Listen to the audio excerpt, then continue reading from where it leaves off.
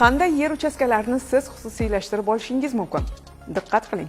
Yuridik shaxslarga tadbirkorlik, shaharsozlik faoliyatini va qonunchilikda taqiqlanmagan boshqa faoliyatni amalga oshirish uchun berilgan yer uchastkalarini.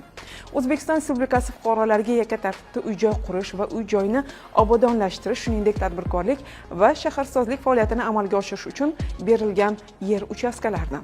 Xususiylashtirilishi lozim bo'lgan davlat ko'chmas mulk obyektlari joylashgan yer uchastkalarini hamda bo'sh turgan yer uchastkalarini xususiylashtirib olishingiz mumkin bo'ladi. Obyektlar aniq. Endi ularni xususiylashtirish yo'nalishlari bilan tanishing. Yer uchastkalarini ikki xil shaklda xususiylashtirib olishingiz mumkin. Xo'p, qanday deysizmi? Demak, birinchisi, xususiylashtirish subyektlari tomonidan o'ziga doimiy foydalanish, egalik qilish, ijara yoxud meros qilib qoldiriladigan umrbod egalik qilish huquqi asosida tegishli bo'lgan yer uchastkalarini